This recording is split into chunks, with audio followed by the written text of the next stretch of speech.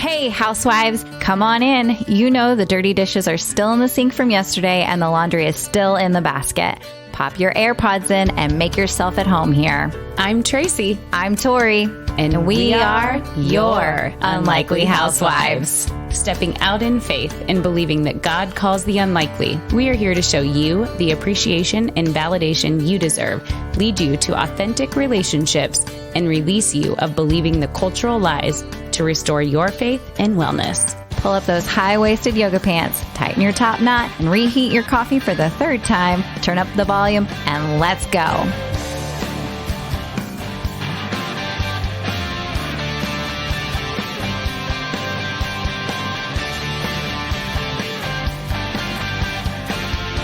Hey, housewives. Hey, welcome back. We are so excited to bring you another fabulous guest that you guys are just going to love because he is very passionate about something that our kids are very passionate about themselves. And you heard that right. Brent is our first male guest on our podcast. Yes, this season for sure. And besides our husbands. Well, that's true. Our husbands, they do count. Yeah, so you're right there underneath them, Brent. But this was a weird connection. I happened to be in a Facebook group. We were talking. I believe it was one of the Christian podcasters, and somebody just said, "Hey, I've got a guest here that is looking to talk about video gaming on a Christian level." And I was like, I would be like, that would be something really interesting because I mean, if I'm not a big gamer. I think the last time I played was Pac-Man. And I was like, but I know so many kids with Fortnite, and you I can name them all. You've got the boys. So I said, this is somebody we've got to talk to and bring to our audience. So Tracy, go ahead and introduce him for us. Yes. Okay. Well, I got a little bio for Brent Dusing, who is here with us today. He's changing the face of gaming industry for Christ. He's a Christian, a father, and the CEO of the gaming studio TruPlay Games.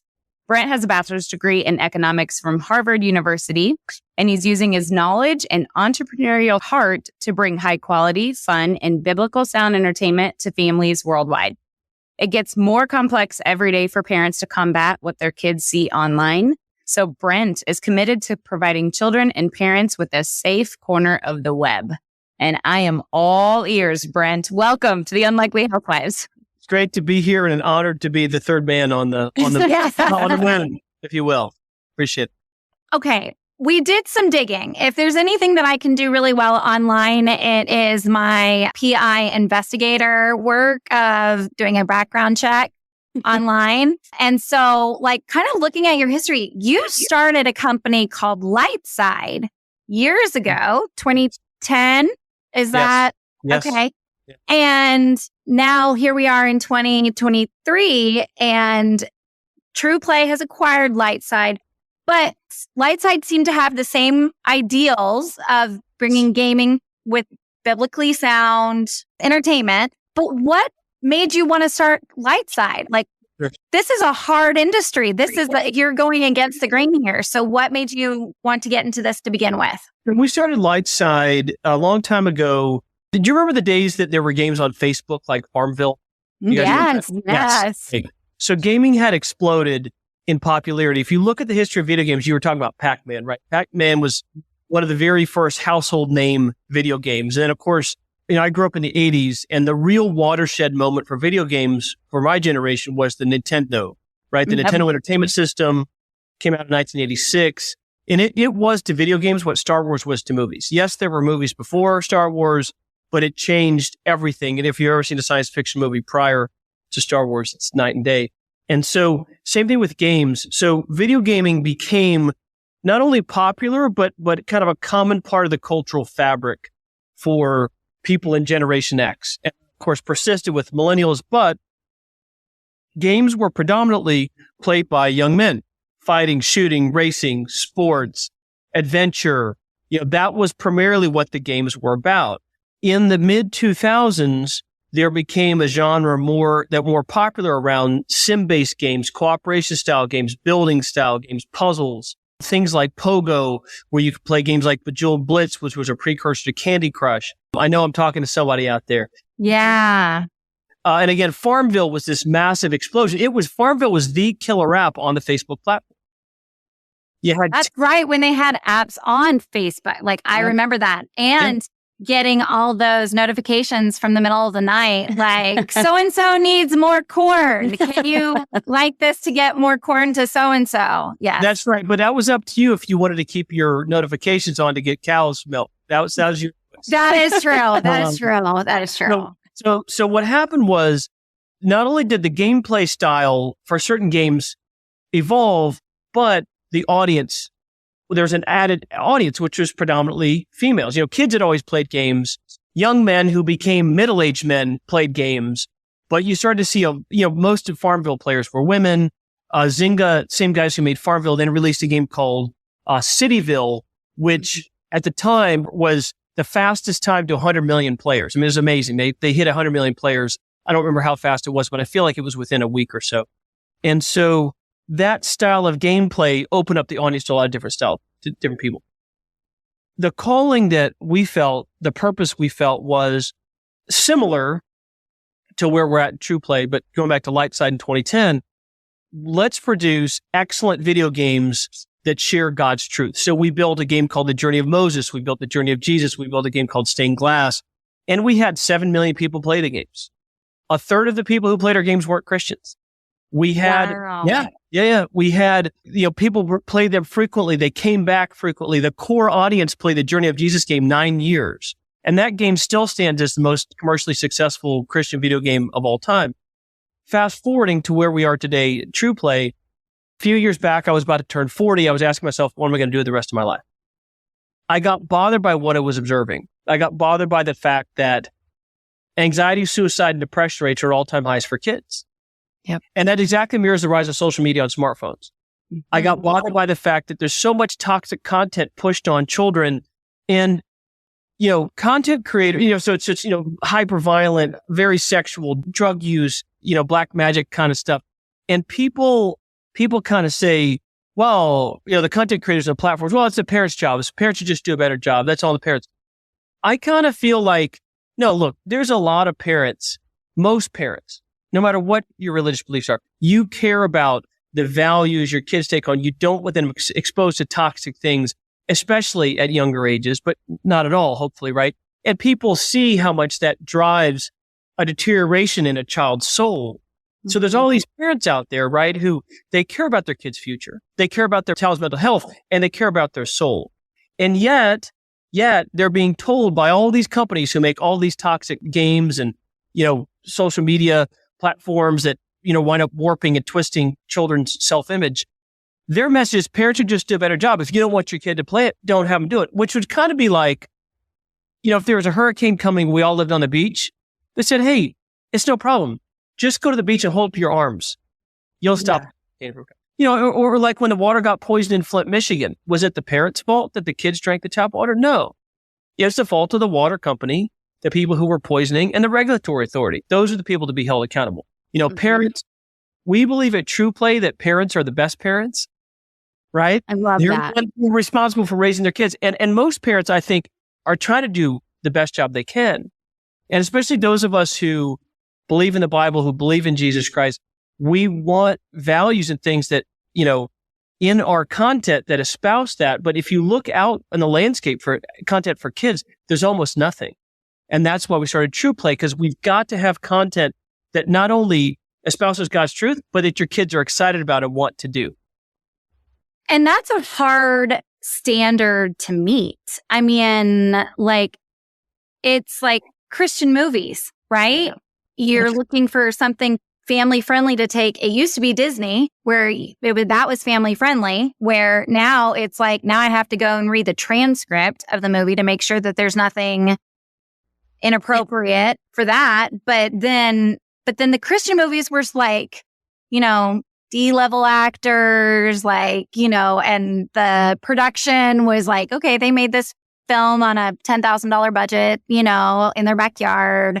But over time, now they're really competing. Yeah, they are. And they're making a bigger impact. I mean, the one that was just in the movie Jesus theater, Revolution. Jesus Revolution with Kelsey Grammer. And people were shocked at how well that did and how much people were thirsty for it. That's right. So, I mean, you're climbing a tough mountain, but from what we have watched and read and seen through TruPlay, the videos, the demos that we've checked out, I mean, you guys are spot on with the quality to compete with the top games out there. Well, thank you. We have a phenomenal team of people at TruPlay who come from video gaming. In fact, funny about Farmville, my chief product officer who runs our whole product side of the business used to run the Farmville franchise at Zynga for a while.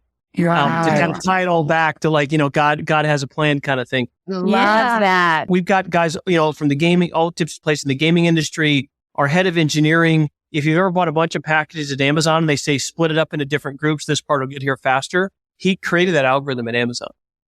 So it's a phenomenal team of people in technology, art, storytelling. One of our story writers has, written books that sold 3 million copies, and our head of story writing department is very successful, not only writer, but also blogger. So just a tremendous, tremendous team, people who are really passionate about what we're doing. And, great people build great products. And so if you look at, talking about the history of Christian film, the Passion of the Christ was a very different, explicitly Christian movie, obviously, but very successful, very different because the artistry was so high, stood as the number one R-rated movie of all time at the box office until about 5 years ago. And then you mentioned the Jesus Revolution, right? In 1 month, they sold 4 million tickets, which is awesome, right? Look at The Chosen, which of course is TV, not movies, but still relatively. And that's one of the top 3 TV shows in America. It's in some order, I believe it's Stranger Things, Yellowstone, and The Chosen in some order are the top 3 shows, right? So because, the guys that made The Chosen have made a commitment to excellence. They chose great actors. They told the story in a way that's engaging. The same thing with Jesus Revolution. And so for us, we spent a lot of time breaking down what makes a game fun, what makes it interesting, and testing all the time. We started the company, we really got started, I guess, in 2020, right? As COVID was starting, which is fun. I bet. Yeah. And so we started doing a lot. You have conviction about this is a game we want to build. This is a story we want to tell. Here's the main character, but we're going to build and test with children. And then we're going to redo and test again and redo and keep testing. And then we test, with thousands of people, so we get a lot of people, in a beta kind of format. So they start playing it, using it, and you can use the data to improve. And so the way that great video games are made is by continuing to test and iterate and listen to your audience. Not only listen, but watch. What do they do? What do they like? What don't they like? Oh, did they get stuck? Okay, let's get them unstuck. And that's really the key to building really world-class products. And that's the method we follow at TruPlay. We always have. So with your first 3 games, the Journey of Jesus, the Journey of Moses, and then your Stained Glass. Stained Glass, yes. Okay, so those are the first 3, and you have 7 million players worldwide. Is this all tablet, computer, phone? So yes, the Lightside. So of course, Lightside was a company we did years ago. Mm-hmm. We had 7 million people play our games. So, what we did with TruPlay, we started TruPlay, just for those listening. TruPlay is a subscription service. So you subscribe and you download the app and you get access to dozens and dozens of hours of content on a bunch of different video games, digital comics, video content. So it's one app, high quality. Everything we do has God front and center in it, whether it's games about literally the Stained Glass is about the Old Testament. We have a partnership we're excited to announce with the Action Bible. If you ever use the Action Bible at your house, my boys have that. It's on our platform. So we have some digital comics of theirs on TruPlay about Jesus. Yeah, we're super excited to work with them. We can talk about that in a second. And then other stories are like the girl in my t-shirt, a little bunny rabbit in a tiger costume named Maple. Now, clearly she's not in the Bible, but her whole life and her journey is about her relationship with God and her boldness and this adventure she goes on. So everything that we do at TruPlay is fun and puts God front and center. We took some of those old games from Lightside that were very successful. We've remastered them and we put them in the platform. So Stained Glass is inside the platform. That's the first one we did. And we've kind of modernized it, made it even more fun, added some serious improvements. We were then going to do Journey of Jesus, which was our most successful game. You literally play the gospel in it. And previously, it was a game you could play for 200 hours. I mean, there were 200 hours of content inside Journey of Jesus, where you played all the major stories inside the gospel and all of those kind of things. And then Journey of Moses will come later. So we're basically taking what worked and succeeded, remastering it and modernizing it and putting it inside the platform. So it'll be an app you can download on any device, correct? Yes. So TruPlay, it'll be on, iOS or Android phones and tablets. That's, obviously that's where most kids are. Yep. We're just trying to do what Jesus did, is meet people where they are. And that's where TruPlay is, right? Very true. Yes. On a digital device in their hands. And a screen on their hands. Yeah. Well, exactly. I mean, it's crazy if you look at the stats. The average child in America is on a screen for 52 and a half hours a week. 52 and a half hours. And I know some of you listening, like, that can't be true because my kid only gets 30 minutes or an hour. That's true, I'm sure, for your family. But there's a lot of other situations where a kid just gets a device from the time they get home. Babysitter. That's right. And now schools, they're wanting these kids they're either asking for Chromebooks or iPads because, and they're saying, okay, like I don't think we had to go to the library for a computer. Right?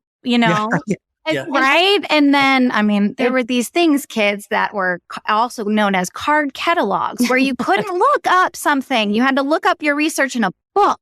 That is so true. It is what they know, so definitely meeting them where they are in the digital age, because our kids don't even come home with textbooks. It's only, a MacBook Pro for my high schoolers and Chromebooks for my middle schoolers. And, it's crazy to know that it's just everything is at their fingertips that way. So, okay. So tell us a little bit more about the age target market you have taken and how you plan to grow with TruPlay for all the ages. Yeah, we find that the target market is really interesting. We really targeted 5 to 12-year-olds. And, some of our games are going to skew a little younger, some are going to skew a little older, but we're going to hit in that strike zone. But here's what's funny. So I mentioned we do a lot of testing. And so what we find is we'll test like the Maple game or Stained Glass with a kid. And of course, a lot of times it's over Zoom and the parent's helping proctor the test. And then at the end, the parent will go, can I test too? Can I play the game for a little bit too? Well, if you think about your favorite animated movies, some of my favorites are like, Shrek and The First Lion King or How to Train Your Dragon, where you will watch it with your child, but you will enjoy it as much as they do because the story and some of the jokes are more, for adults to laugh at. And so if you look at TruPlay, if you look at our animated shorts on our website about Maple or Lucas, there's a lot of, certainly it is about the main characters are kids, but a lot of the humor is oriented towards adults. As an example, in Maple's game and in her story, there's a narrator, and the narrator talks directly to the audience, to us, to you and me. But Maple only lives inside her world. So he'll often say things to her and she'll say, why do you keep saying things that I already know? Because she has no concept, right? That there's an audience watching what she's doing. And so she gets frustrated with the narrator because she finds it to be repetitive and not at all helpful. And he gets frustrated with her because she interrupts and she's impulsive and he's a paid professional trying to do his job. And so there's a lot of humor wrapped into the way that different characters and things happen. That's awesome. It's like Bluey is, hitting and Babylon Bee just came out with one of their titles that just said, parents realize that they've been watching Bluey for 3 hours without their son, and I'm like, yep. The kids have walked away and all of a sudden mom and dad are, but those are the kinds of things you want to be able to do it with your kid. I don't want to watch some game, that I'm not going to enjoy too. It's much easier, or I'm going to be next to him flipping on my phone. Yeah, I was just going to say, that is the target age in which I started playing video games with my boys. It was when we were playing the Wii, and we would be bowling or doing all those things. It was family entertainment, and then, of course, the Mario Kart and those kinds of things, again, all Wii based is when my kids were that 5 to probably not even 5, maybe, 8 around that age is when we were always taking turns. And that's what we would do on our Friday nights at home. Mom and dad would play with them. And so I do love that you're getting these in the hands. And I think it's just like our favorite Bible that we've read with all 4 of our kids is the Jesus Storybook Bible. And while it's written for a kid, it's one of the best Bibles. Like I will encourage it to new believers, like even if they're our age, they're like, nope, go get this Bible and just read the stories and let them come alive for you. And I think that that's going to be really cool with TruPlay's games, being able to have the parents, some of that come to life for them. That's what one of my kids totally just gave his life to Christ the night after watching Jesus Revolution, 10-year-old. Wow. And what it was, I mean, he's learned all the things. He's heard all the stuff. He's read the Bibles. He saw so much come to life for him. And it just, his heart exploded that night, and I love that we saw, already, I believe one of the statistics that you guys had is 25,000 people have come to know Christ through your video game. Yeah. That's amazing. Thank you. Well, God can use anything, right? I mean, if you think about it, media used to be just, scrolls and plays in ancient times. That's all they had. And I guess maybe oratory, stories. Mm-hmm. And then, things evolved into books and obviously then eventually cinema. But God can use anything. I mean, God, you mentioned the Jesus Revolution, and congratulations, by the way. That's awesome. But, the Passion of the Christ had a similar impact on me. I wasn't a believer at the time. I was growing into my faith. I mean, it wasn't my first kind of encounter, but it made a hugely profound impact. The Passion did on me. And not only that, but the work that we do. So we know that God can use media to do all kinds of things. I think that parents often see video games as a distraction, but like I said, it's a cultural fabric from anywhere from somebody who's Generation X all the way down to Generation Alpha. And so it's become a common thing for everybody to do. And so for us, it's, look, let's build something that's so exciting. People are going to fall in love with the stories, with the action, with the gameplay, and God's truth is going to be woven into your experience. Well, I know a couple questions I had. So as families, okay, you said it was a subscription.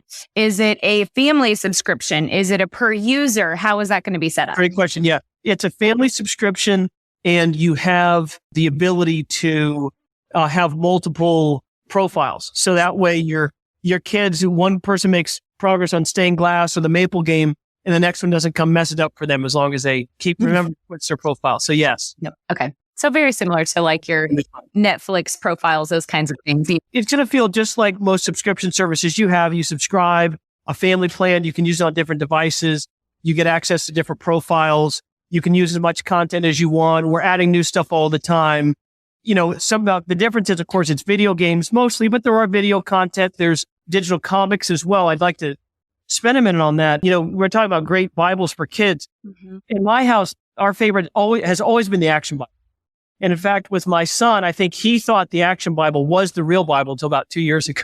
I mean, it's a phenomenal product. And so we're very excited to work with David C. Cook about that, and, take their stories, they're digitized, there's great voice acting, great music and sounds inside the platform because, the number one demographic of reading on devices is who? Kids. Yeah.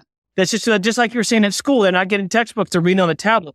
So we know that kids engage and read books. So we're working with them. We also have digital comics we're making as well of our characters in the Rimverse. So at TruPlay, we call it the world of the Rimverse is Maple, Oliver, Lucas, where all these characters, they're anthropomorphic animals who have personalities just like kids today. Maple is a Christian. She's very headstrong, but she's very stubborn and doesn't really care about other people's opinions either. Lucas is someone who's on the autism spectrum, and his brother died about a year ago, and he's having a hard time understanding that. And he doesn't really know God. He doesn't really understand who God is, and he has a lot of unresolved questions. Now, he's also a brilliant inventor who's a skunk, and he created a crocodile robot suit that flies and shoots laser beams. So, superhero skunk. Yeah, I like that. His quest is about, not only what happened to his brother, where is he, but understanding who God is in the process. So we have another character named Ava, who is the only character who dresses like an animal less fierce than she is because her parents are divorced and she's getting bullied at school. And, she has a hard time articulating and understanding her parents' divorce. And she believes in God, but she's also told, don't say anything and just go along with it. And, of course, how bullying works.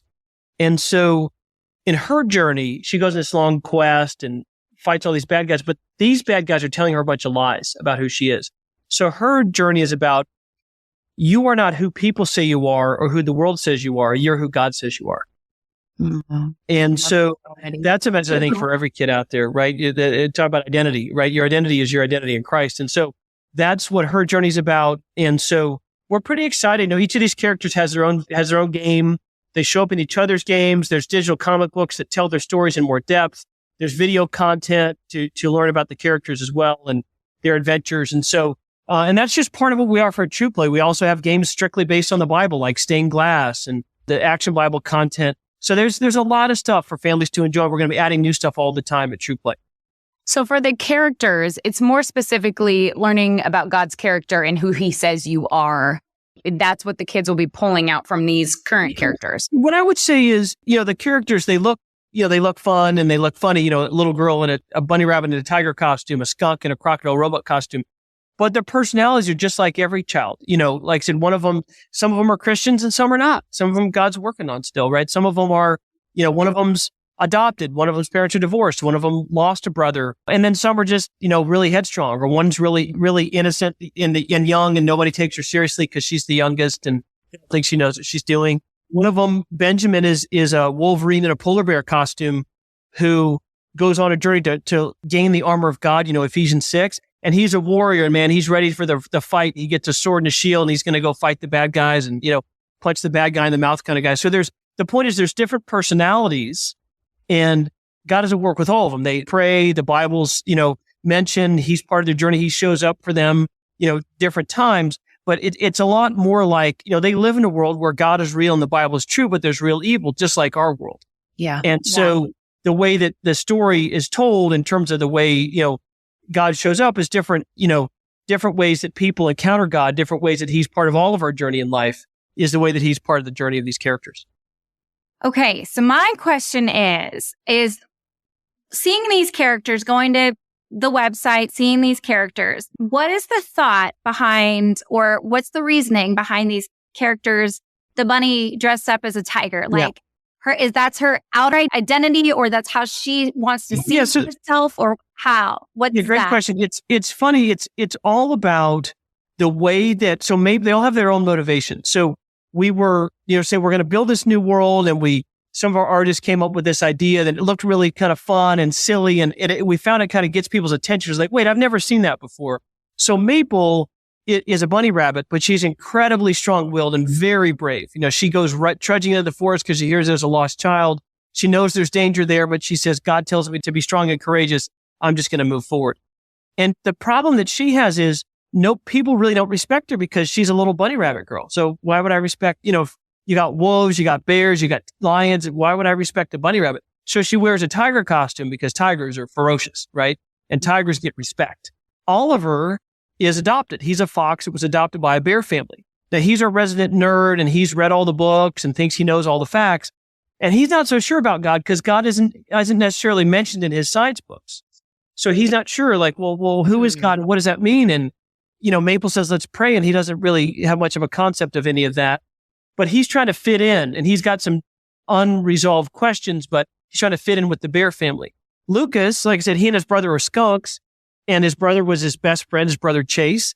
And he built a crocodile robot costume because who wouldn't want a costume that could shoot laser beams and fly? I mean, I would wear that every day if they were cool. Right. And he built one for his brother. So they'd go on all these fun adventures and things. And then his brother died a year ago. So then he's trying to pick up the pieces from that. And so they each kind of have their own motivations. And it's sometimes the suits have superpowers, like different superheroes. You read about, Spider-Man's suit shoots, webs and, Batman's suit has all kinds of weapons that do all kinds of things. And Cyborg and DC, he can do shoot various weapons out of his suit. So different, suits have different powers and different abilities and they help the characters, but sometimes they show up a little bit as an emotional crutch. Sometimes the thing that we think is giving us strength may not be the thing that really should be. And maybe we should be more reliant on God and less reliant on outer appearances. So there's a lot of depth to the story that comes out over time. So that's what I would say. That's exciting. I can't wait to play this. I know. I was like, we're going to have play dates to play. Well, this is just incredible. And to say that we're excited would be an understatement. I mean, this is really something that Is a need. yes, it is an absolute need. There is such a void in the Christian culture. And I just know this is going to be received so well by so many of our friends, of their kiddos, and just in the spheres that we, are Listeners. Yeah, our listeners too. So for starters, you currently are going to be pre-sailing here in May. Yes. And looking for a launch late summer. Is that correct? Yeah. Pre-sales have started now. So you can go on to TruPlayGames.com. You can buy a pre-order. Got some t-shirts and things you can buy for your family, for your kiddos and yourself if you like that as well. That's fit. And also the ability to kind of really help participate and drive this forward. I mean, we spent time talking today about there's so much toxic content. There's so much need and demand from especially Christian parents. Where can I find content that really espouses my values, not attacks my values, but that my kid wants to do? And that's what myself and I have a phenomenal team. We've been working on with a lot of love and hard work and prayer for over 3 years now. And it's finally here. And we're excited to kind of have that happen. But here's the thing. This won't succeed unless everybody joins part of this movement. There's so many parents who are tired of all the toxicity, all this evil agenda that's pushed on their kids, whether it's on a screen or at school or, out in the world. And so this is a safe place, but it's a place where we've got to all band together to move things forward. Because the more we have, we talked today about, the Passion of the Christ and the Chosen and the Jesus Revolution movie. The more great Christian content there is, the more people who are Christians will be fed, but even the non-Christians will see the light of Christ. How many lives changed because of the Passion of the Christ or what happened in the events of the Jesus Revolution movie? Yep. The whole, people talk about, man, when are things going to change? How bad are things going to Things can change for the better. And I want anybody who's listening to remember that you look at when Billy Graham started in the 1940s, less than half of Americans went to church. And that's true again, sadly, 80 years later. But, there were times when it was bad. And then when he, started his ministry, and there were a lot of other, of course, great people involved too. And it was, of course, the work of God. The whole culture changed. People started going back to church. More people became pastors. Biblical literacy went up and all those kind of things. There's a man named William Wilberforce who you might have heard of, who's known for the anti-slavery movement, the abolition movement in England. But the other thing he did was help restore Christian values to culture in the 1800s in England. You read about in the Bible with Elijah or Gideon, or ultimately, of course, the work of Jesus and the apostles. And so the point is, however things seem at the time, and there's things we're not happy about thrust on our children, there's hope. God's still at work. And we've got to all band together and be part of the movement to see, when we need you guys listening to help get involved with TruPlay, because we're going to use those proceeds to keep building more and more great content every month for you and your family. Absolutely. Well, again, thank you so much for your time today. We so appreciate it. We're so excited about this. Housewives, go check this out. Go pre-order it today. We'll have all the links in our show notes. And then if you want to Google it now, it's TruPlay. Yep. Check it out. Thank you. And until next week, Housewives. Bye, Housewives. Whether we made you laugh or cry today, we pray you feel appreciated, bolder and braver than yesterday, stronger and more faithful for tomorrow, and living in who you were made to be today. Join our online community on Facebook, link in the show notes, and be sure to review and subscribe on Apple Podcasts or wherever you enjoy listening. Until next time, Housewives, we give you permission to walk confidently, free, and to be intentional in your slippers or stilettos.